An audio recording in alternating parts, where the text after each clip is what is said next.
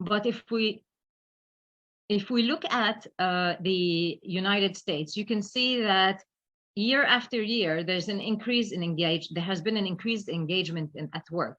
However, you can see that the number still is very low. So 2015, 2016, there's only 33% of employees that are engaged. And if you look at the global picture, it's even worse. So there's only currently, this is 2012, I don't have the latest, but let's say they grew to 15, 16. So it's still less than 20% of people are actually engaged at work. So it's a very low percentage. Imagine what we could do if we could help organizations to enhance the engagement, even if it's just by 5% of employees. Imagine what would be the return on their results.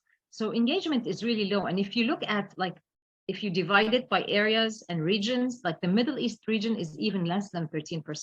So very low numbers of people being engaged at work. Now, why is it important? Let's look at the correlation. Why is it important to engage employees? It's important to engage them because evidence shows, and again, this is from the Gallup report, they have shown that productivity is higher when you have people engagement. Profitability is higher. Customer ratings are higher when you have engagement. And even turnover is much less when you have good employee engagement. Absenteeism is less, and safety incidents are less. So as you can see, the impact is major on corporations and organizations. So it's very important for us to think of how we can really engage employees so that you can get, especially nowadays, post-COVID, people are suffering, companies are suffering, they want to do whatever is possible to increase the profits and the sales and the revenue. And if they look at people engagement and they just try to put a little bit of effort on that, the returns would be amazing. And what's interesting to know is that employee levels of engagement are various. So, what engages an employee is different depending on the time that this employee has spent in the organization. So when you have someone who just joined the organization, for example, like 1 to 2 years, their needs are different. So they just need to know what's expected from them. And if they do, they feel engaged. Whereas as they grow in the organization, they start demanding other things. Like, for example, you need to be recognized, they need to be appreciated. So we go to a higher level of needs. And then after a while, they start looking at teamwork, and it becomes their need to be part of a team and to feel like they belong to a team, and also to feel like there are good relationships within the team. And then last but not least, when they are like more than 10 years in the company, they start looking for growth needs. And of course, this depends on the individual. So it depends, different individuals need different things, but this is a general overview. But what's interesting is that if you look at, independent of which level of engagement the employee is in, there's a big role for the manager. So the manager contributes a lot to the level of the people engagement. So it's not just like, I have to engage myself, or just the company has to do things to engage me. The manager has a big role in engagement.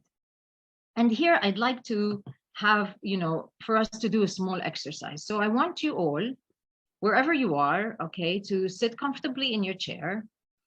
I want you, to calm yourself down, put your arms, if you want, your hands on your legs, or maybe to the side of your chair. And I want you to start by taking a deep breath. So we're gonna try to do a small reflection, or a small reflection, I would say. So let's take a deep breath. So start by taking a deep breath in from your nose, release the breath through your mouth, and just try to calm yourself down. And try to focus on that breath, how it's, going in through your in through your nose, into your lungs, and then how you are releasing it. So take a few moments and relax yourself. And I want you to remember a time at work when you were very engaged. You felt really, really engaged. A time where you felt that, everything is possible and you're ready to take on any challenge. A time where you did not only your best, but, 20, 50, 20, 30% above your best. A time where you felt happy, you felt connection, you felt relations, and a time where you felt like you would stop at nothing to actually help your organization, your team, and your boss even. So I want to take you back to that time. And I want you to observe yourself at that time. So how did it feel like to be engaged?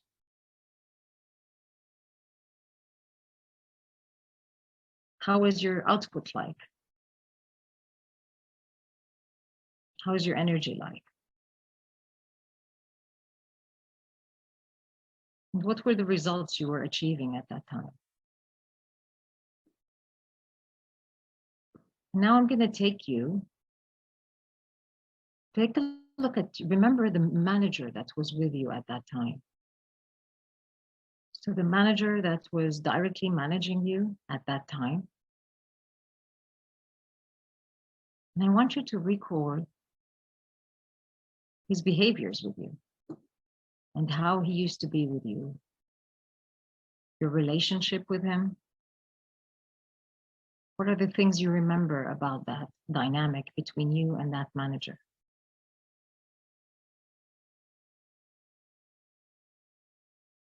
What are some things that that manager did to make you feel engaged at work and to help your team be more engaged at what they do?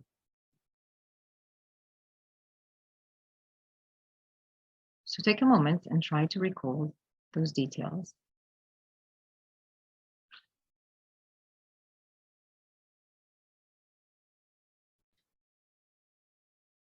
Now I want you to go back to that breath and back into this virtual meeting room.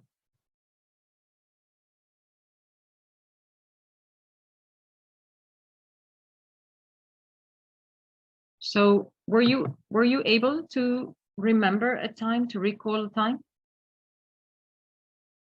If you want to put in the chat, just put a Y saying that so that I know that it's a yes. And if not, then just put a no, an N. Okay, so yes, excellent, excellent.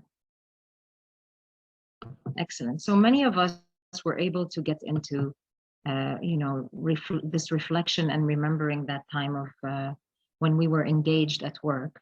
So when you think of that time, I want you now to go to Menti, okay? And I want you to enter, how would you describe your relationship with your manager at that time? So the code is 31, 15, 62, and 5, in case you lost that code. So I'd like you to describe warm. Excellent. So somebody said warm. What else? How would you describe that relationship with your manager at that time? Supportive, engagement, cordial, trust, smooth, learning. Excellent. Beautiful. Excellent. So I love all the interaction. So trusting is growing. So it's the biggest word that's here. And there's another one that's trust on that. Also, it's a big one. So, the size of the word tells us how much people mentioned it, how many times people. So trusting and supportive seem to come out as the major things that they would describe the relationship. Excellent, excellent. And there's trust alone that's also grown. So trust and trusting, if we add them together, that's a big deal. Excellent, thank you. And if you if you think of your manager, what would you say was the basic element of that relationship with the manager? So what was the basic element of that relationship?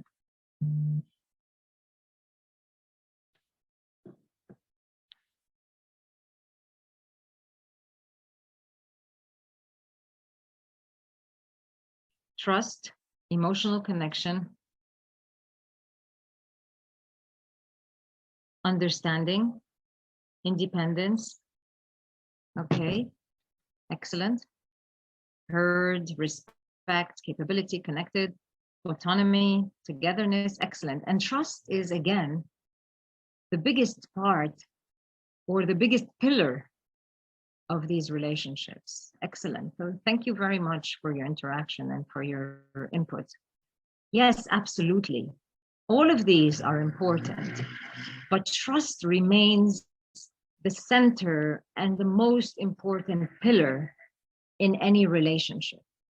And trust, we will see now that it is even the center of engagement.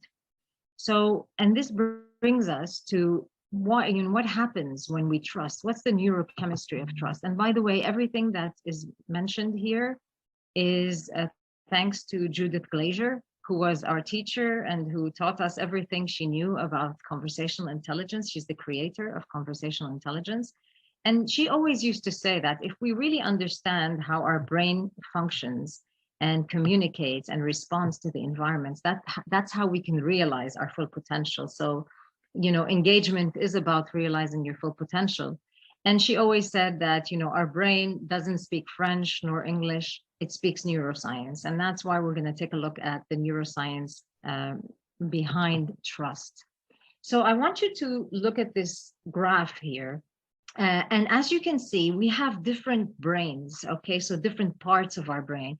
And I want you to focus on 3 parts, which are the prefrontal cortex, the limbic brain, and the primitive brain. So these 3 parts of the brain.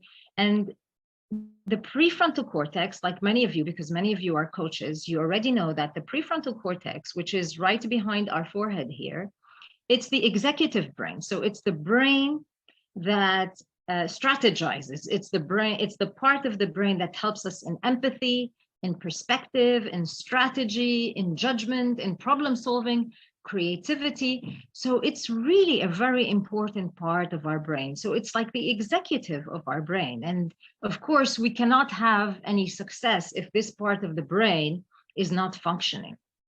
At the same time, we have the limbic system, which is the emotional part of the brain. And we have the primitive brain, which is, at the back of our, at the base of our head. And it's the center of fear and instinct. So it's where the fight or flight happens, for those of you who are aware of the adrenaline rush and the fight or flight. So that's where the fight and flight happens. So it's the area of the brain that actually protects us. It protects us and allows us to survive. Okay, so it's an important part of the brain, but if it's working alone, it's not the optimal, we're not in the optimal state, if I may say. So what happens when trust comes along? So when we have trust, what trust does, it increases oxytocin. So when I feel trust, I get a rush of oxytocin throughout my body and especially in my brain. And what does this oxytocin do? As we know, oxytocin is the hormone of happiness and feeling good. So first of all, it's going to work on the limbic system and it's going to give me a feel-good effect. And that's where the happiness and the motivation of the engagement come from. They come from the oxytocin. But at the same time, what it does is it opens up my prefrontal cortex. So it activates my prefrontal cortex. And that's where I get the ability to perform at my best. So when I have trust, if I feel trust in my team, with my manager, and in my organization, I will feel good from that oxytocin, but not only will I feel good, I will be able to perform at my best. On the other hand, if I feel distrust or fear, then everything goes bad. You know, the cortisol level is high. And when cortisol level is high, it will deactivate my prefrontal cortex and it will activate my fear center, my primitive brain, the fear center in the back of my neck. And, you know, as you know, when I'm in fear, I am closed down. I'm trying to protect myself. I'm aggressive. So that's not my optimal state. So that's the opposite of being engaged. So, and you know what? This cortisol, it changes my reality. It changes how I see reality. So trust changes reality. So what do I mean by that? I mean by that when my oxytocin is high and I'm feeling good and I'm feeling like I can give my best, the reality around me changes. I see things, the same things, I see them in a different way. I will reveal more. I will expect less and over deliver. That's the engagement, right? The commitment, I see engagement. So I expect less. So I'm happy with anything that comes my way, that anything is given to me, and I over deliver. I always assume the best. So whatever somebody says or does to me, I won't go, you know, thinking of a conspiracy theory. I would assume the best outcome. And also I will look with an open heart. I will interpret with facts. I will tell the truth.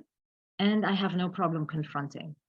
On the other hand, when I have an amygdala hijack, which is, you know, a hijack of the limbic system where the cortisol is high and I'm in fear mode, and I'm in distrust, what happens is I'm scared to reveal because I don't trust you. I don't feel safe.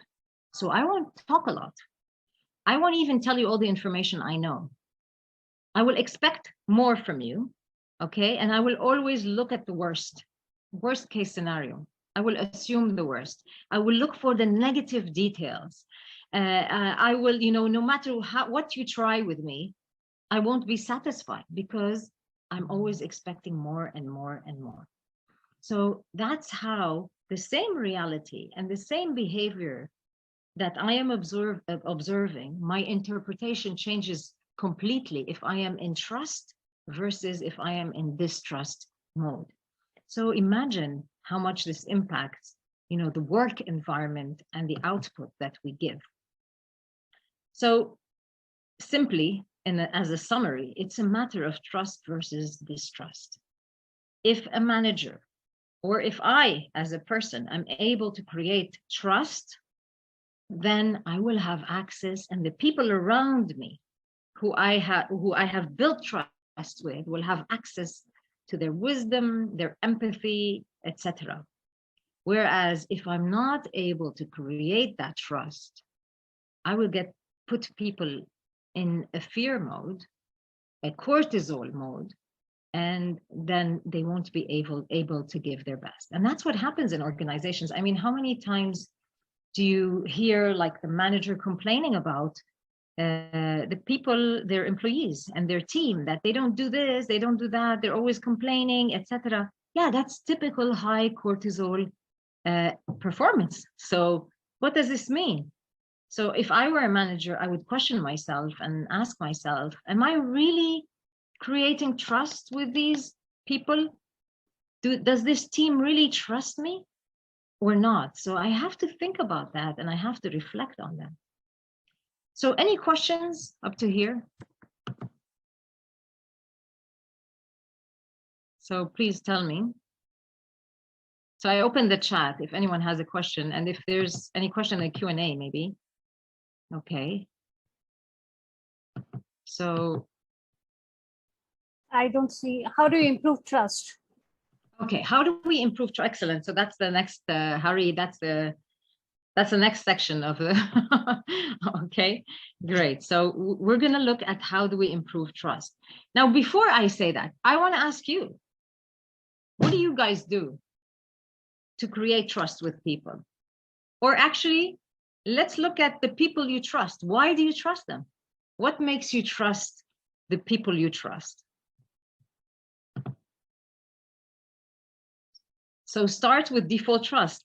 Okay, interesting. Communicate, transparency, vulnerability, communicate honestly, authentic, speak the truth, willingness to be vulnerable. Exactly. So excellent. So I see truth coming up, honesty coming up, authenticity a lot. And I also see vulnerability. That's so true. Empathy, understanding, walk the talk. Yeah, exactly. So excellent. So I love everything that you have put, all the input, being open, positive energy. Say it. I trust you. Say it and believe it. Actively care about them through communication, truthfully and vulnerably. Exactly. Compassion. So I really like the, like I can clearly see that honesty, communication, authenticity has passed a lot. Compassion, empathy. There's also vulnerability. I saw it more than once. Respect, no judgment. Exactly. Amazing. Yeah, this is it. Open mind. This is it. This is how we create trust. So let's look at, before I go into the create trust, I want you to see this dashboard. I love this dashboard. This is the conversational intelligence dashboard, which Judith has created. And I want you to see, this is how, if you want, the cortisol and the oxytocin is translated into actual life and actually in the team at work. So what happens here? Let's look at this graph. As you can see on this all the way to the left, you can see an I, right? And then all the way to the right, you can see a we. And you see different behaviors here. So there's a resistor, a skeptic, wait and see, experimenter, and a co-creator. What does that mean? It means that when we are in low trust mode, okay, which is the left side of this slide, okay, this is the low trust mode. So we're high on cortisol, low on oxytocin. What happens is we become resistors. We resist every idea that comes our way.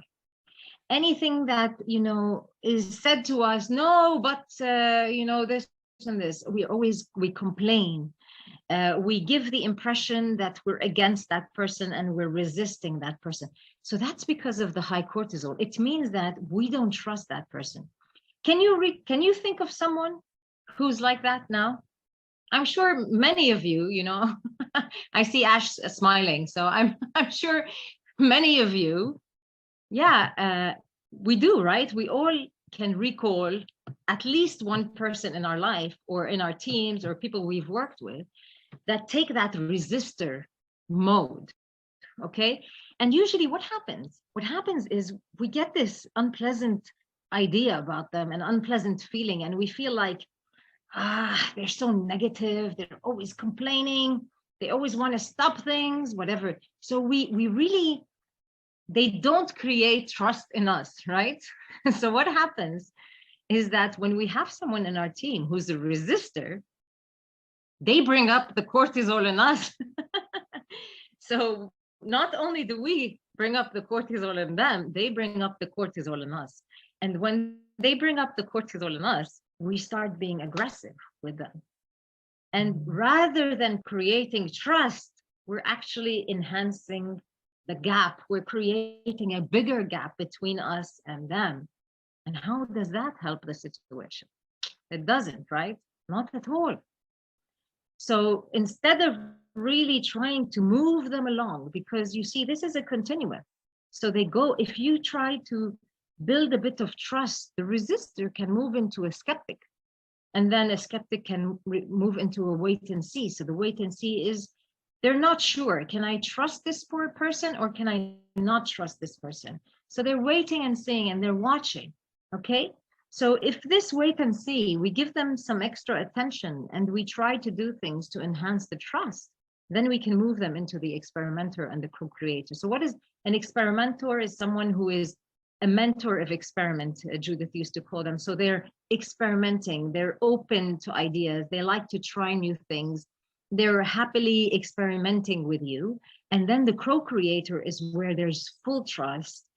And, it's like your mind and their mind are connected, your energy levels are really syncing and things are flowing.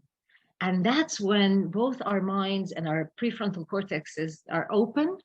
And when our prefrontal cortices are open, we both can give our best. And that's when the best, solutions come up. And mind you, the solutions that we come up with when we're co-creating, they're neither my ideas nor yours. There's something bigger than mine or yours. There's something that really is amazing and wonderful. And that's what co-creation is about. So can you imagine if all the team or all the group that you work with were at the co-creator level? Wow, we would really do miracles, wouldn't we? So there are a few things in the chat. Okay, so unconditional exchange is important in building trust. I like that. So I'd like to double click on what do you mean by unconditional exchange? You can, if you want, you can unmute yourself if you know, if Ash is okay with that. I have no problem. Yeah, Absolutely fine. Who's the one? Alok, is that you? yeah. Alok, Okay, yeah. go ahead, Alok. Yeah, thank you. It's a pleasure talking to you all. So when I say that if you expect something in return, okay, it becomes an exchange. Okay, yes. Okay. Yes. For example, if I believe in non-violence, I don't expect you to be violent or non-violent. I am non-violent. And over a period of time, when you start trusting me that, yes, this is a harmless person, or this is somebody who is going to have full faith in me in spite of all limitation I have. And this is how you work with the kids who generally sometimes get distracted with the other things. So this is how you build the trust. And once you, so trust, it is also kind of a currency, because you give a positive reward to the person. That regardless of what you do, I am going to have faith in you. Excellent. And that's how the the message from Jesus, that you don't hate the person, you hate the action. Exactly. So that's the unconditional exchange. Yes, I absolutely agree, and I love how you said it. Yes, and I like how you said you start, and somebody said it before. Somebody put that in the chat. So you start by trusting, and by showcasing the behaviors of you trusting, like you said, non-violence. Non-violence calls for trust, because you are creating a safe space for the person, and then slowly when you model that, they will fall into the trust with you. Yes, absolutely. Thank you, Alok, for sharing that. So Yasmin is saying at Mirna Ghanam, there are, I don't know what you mean, I'm sorry. So Ganesh has raised his hand. I am just going to allow Ganesh to speak. Yes, please. Ganesh, do you have a question? Yeah, whoever would like to speak, please. No, Aishwarya, that was by mistake. Oh, okay. Okay, no problem. So relationships are like mirrors, Sudha is saying. They just reflect our behaviors. Interesting. Yes, they do. You're right. Absolutely. Okay, so what Yasmin, so Nadine, what Yasmin is saying, there was somebody in the chat who asked, are there any oxytocin pills? So probably she is responding to that. Yes, there are, but wouldn't advise it. So oxytocin pins, that's why she's saying, okay. Oxytocin pills. Actually, there's oxytocin that they used to sniff through the nose, because if I'm not mistaken, oxytocin cannot be absorbed through the gut. So they created some oxytocin pills that not pills that you sniff through the nose, and they increase empathy. So when people use them, they become more empathetic. So yeah, interesting. Okay, so yeah, but we can create, Mirna, we don't need to have any pills. We can create oxytocin ourselves, so don't worry about that. Any other question or remark, Ash? Nadine, I have a question here. Yes, please.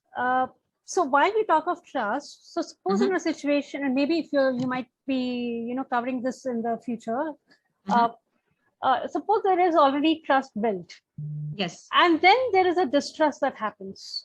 Then how is it possible to rebuild the trust? Is it possible, first of all, and how easy, difficult, or how does a person rebuild that trust which was there but lost, and now how to regain it back?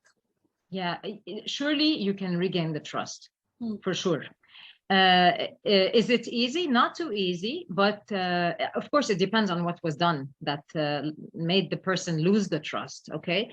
But I believe that everything can be, you can fix anything with good communication. Okay, and the most important thing that I want you to keep in mind is, like we saw in the neurochemistry, everything is happening because of fear. Yeah, because the person is not feeling safe. That's what's causing the distrust, and all, not only the distrust, I mean the whole reactions that we do. It's because of lack of safety. So the opposite of trust is fear. Distrust is what? Distrust, it's fear. I'm afraid of you, I'm scared of you. So if we keep in mind that if we want to move the person from the resistor to the co-creator, okay, because you notice the resistor is he's I focused, they're focusing on themselves. What helps me, what is better for me, what I can do for myself. Whereas when we go to the co-creator, it's a we thinking. So we're thinking in a we mentality, not an I mentality. So if we want to get them to the co-creator, all we need to do is increase the oxytocin. So increase that trust. What does that mean? It means create a safe space. Notice that these people are in resistor mode. It's not because they are bad people or they're negative or they don't want to cooperate or whatever. They're just in resistor mode, which probably means they're scared.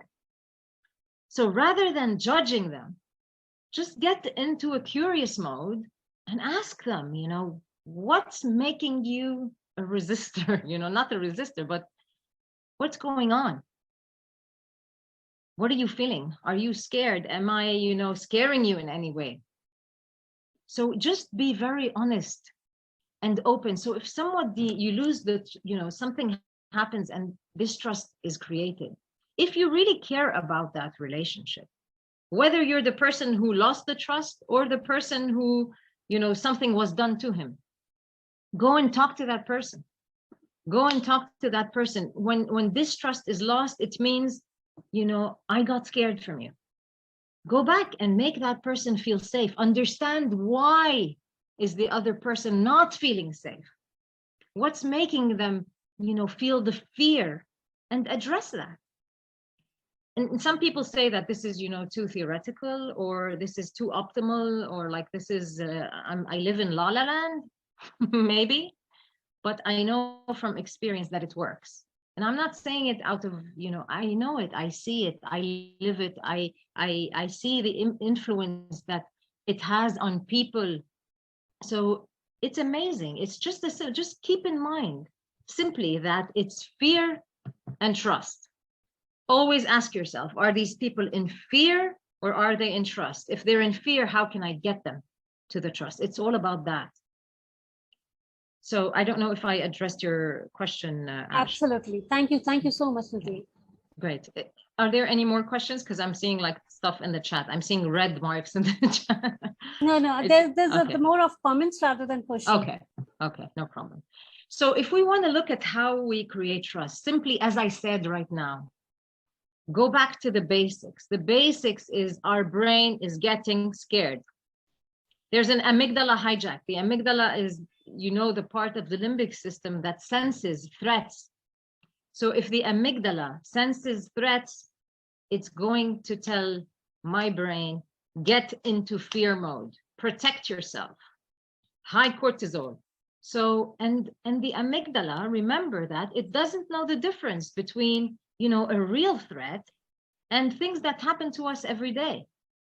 So if you want to go back to the basics and you want to try to create trust, always ask yourself, what I'm doing, does it create a threat? Can it be perceived as a threat? Okay, because sometimes in your mind, it doesn't create a threat, but for the other person, it does.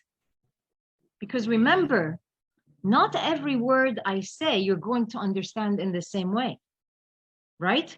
Because you're going to interpret my word based on your environment, your experience, your background, everything else. So some things that may feel safe to you will not be safe to the other person. And that's why you really need to keep an eye on their body language. So make sure that the words you use, anything you say, anything you do, respects, they're not humiliating. They don't cause rejection. They don't cause the person to feel excluded in any way, or that you're stepping on their territory or their status, okay? So if I'm able to do that, the cortisol won't go high. And on the other hand, if I treat people in a fair way, if I give them ownership, so if I'm a manager, and I give someone a day off, because they're tired, and somebody else, I tell him, no, you can't take a day off. That's not fair. It's not going to create trust. If I don't give them ownership of what they do and their objectives and goals, and I keep on micromanaging them all the time, they're not going to feel trust. Reciprocity. So, treat them like you want to be treated. This is very important. I mean, this is basic. Cooperation, expression, good expression, positive expression, expressing in a non-violent way, in a way that people accept and feel safe around. All of these, and respecting the status of the person. Everyone, has a status, and we want to respect it. We want people to respect our status. So don't step on that. So all of these will create oxytocin and dopamine and serotonin, and these will open up the prefrontal cortex, and that's what creates trust. So if I were you, now we don't have time to do the exercise because I was late. I'm sorry for that. But if I were you, I would look at these. Okay, even if you take a picture of this slide now so that you remember them, and think about it. Think about how you behave. Think about how you deal with people. Think about how you talk. Think about the tone you use. Are they threats or are they forces? If they're forces, then you're doing a good job. It means you're building trust. If they're threats, then, a siren should come off, and you should try to change that. Because it's all about threats. It all boils down to threats and forces. So in summary, engagement is very important if we're looking to enhance performance in a team. The manager has a big role in creating engagement. As we saw, no matter where, on the different levels of engagement the employee is at, the manager can play a major role. And if you want to get your team engaged, just create trust. And if your coachee is looking to engage his or her team, help them create better trust. Look for areas where they are not seeing, for patterns, create awareness about where, they're not really getting through in the proper way. And don't forget that, the message in a communication, it doesn't lie in the sender. So if I have good intentions and I'm doing this out of good intentions, that's not enough. If the impact on the other person is not the same as my intention, there's going to be a gap in communication. And when there's a gap, there's uncertainty. And when there's uncertainty, there's fear. There's cortisol, there's distrust. So keep that in mind. And one last thing is, it's said that what makes a great company is its people. But actually, what makes a great company is engaged people, not just any people. So thank you very much for your time and for waiting on me and giving me extra time. I understand. Thank you so much, Nadine. It was such a wonderful, wonderful presentation. I have a question before I just hop on to the audience for questions. And the question is regarding your second last slide on threats and forces. Yeah, how are you communicating? But most of the people, when they are communicating, they feel, that they are communicating right. Yeah, and that's that right. is where the blind spot is. And how do Exactly. you uncover the blind spot? Because everybody feels I am right. You're right. It's always the other person who's wrong, or the Amazing other person question. is not perceiving. Yeah. Yeah, How do you you're do so that right. self-analysis? So the first thing, if you're, if you're not working with a coach, if you're working with a coach, then the coach will help you create the awareness. But if you're not working with a coach, then I believe the thing that, if I tell you from my experience, that the thing that made me aware of my blind spots was the reaction that I got from people. So reading body language and noticing that, like, for example, you're talking to someone and then all of a sudden they go like this. Okay, instead of judging them that, oh my God, look, they felt offended by what I said or whatever, instead of offending them and judging them in my mind, I had to stop and think, okay, look, they reacted this way. There's a reason. What did I say that made them react this way? And many times I couldn't find the answer myself. I had to go to them and ask them, okay, so, your body language changed when I said this. So please, can you explain to me I'm sorry, I didn't mean anything. What did I do wrong? And then they would tell me, like when you said this word, and that's how I gained a lot of knowledge about how I am impacting others. And also, what are the words that can create a threat to others? So now I try not to use them. And if I do, I notice the body language and I immediately, it's not wrong to use words that may feel threatening to others, okay? Because as I said, a word that is not threatening to me may be threatening to others. So there's always, we're different people. And, in conversational intelligence, Judith says, words create worlds. So there's always a possibility that you're going to misunderstand me, always. However, if I keep an eye on your body language and I notice there's something changed, it's okay, because I can always, correct it. I can just be curious and then I take, corrective actions. Absolutely. Thank you so much. You're welcome. Padma, I'm going to unmute you. You have raised your hand. You can speak. Yeah. First off, an excellent session, Nadine. Really Thank loved you. the session and loved the way you presented it. I just have one question. Yes, that, please. Incidentally, I'm the person who suggested start with trust or default trust position. Now, I have a question regarding that. Let's say we start with a default trust position, and okay, some cases we may be taken advantage of. True. Right. So when we again trust the same person all over again, are we still being trusting or are we being gullible? Okay, that's a very good question. Yeah, is there a difference between being trusting and being gullible? Yeah, that's a very good question. Now, first of all, if you feel like people are taking advantage, so you start with trusting, right? And then let's say you got an unpleasant feeling, like you felt that somebody might be abusing you, okay? Again, I'm saying might because we can interpret things in the wrong way, because cortisol allows us to make movies in our mind, okay? So a lot of times we assume things and they're not reality.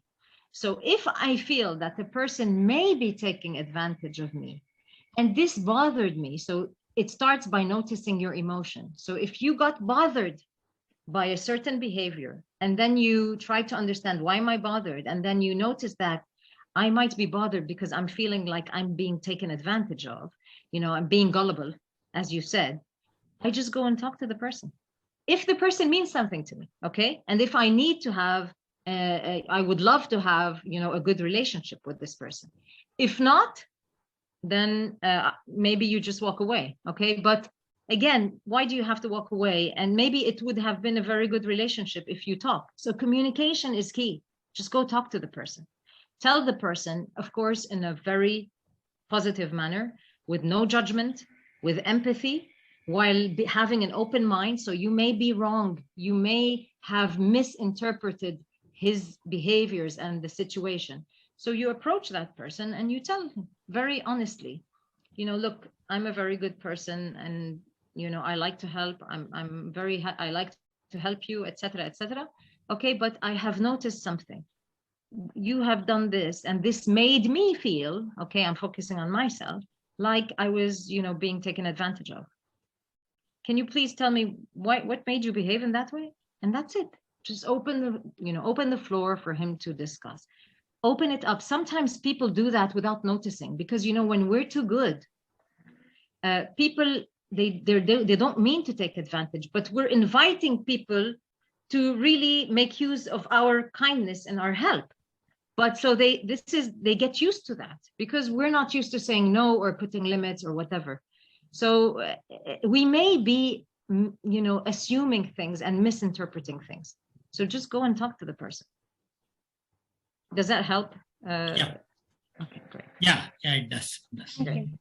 So thank you so much, Nadine, and I will not hold people back. Okay, just let's take this one last question. Okay. What about when a person refuses to have a conversation? That's very good. Okay. So when a person refuses to have a conversation, again,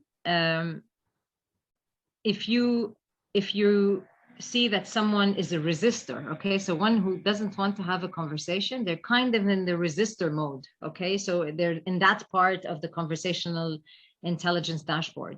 So again, I would say that it's important to try to put this person in a safe mode. So it's good to show that person that you care to open to have a conversation with them. And, you know, you're curious whether there's something wrong with them. Are they okay? Are they feeling okay? Are they, you know, feeling excluded or something in any way? Okay, so if you connect with them with empathy and out of love and out of care, you might be able to open them up, okay? I say might because at the end, we can't control everything, but we try. If they don't want, then maybe they have some issue that they're handling, they're going through. When they are ready, you know, they will come and talk to you, and then just give them the option that, you know, I'm here if you ever need anything, I'm here, I'd love to help you out. But then just give them space, because sometimes people need space. Absolutely. So thank you so much, Nadine. It was a wonderful session, worth the wait, I would say. And very interesting topic and very well delivered. Thank you so much for doing this for us. Thank you. And for thank you, everybody. Me. Thank you, everybody, for being there, for waiting for Nadine to join in. Yeah, exactly. Patient. Thank you so much. Really appreciate it. Thank you so Thank you so much for not giving up. Really. Kisses to everyone. Thank you. And I have put in the link for the CCUs in the chat box. Kindly complete the form and send it across.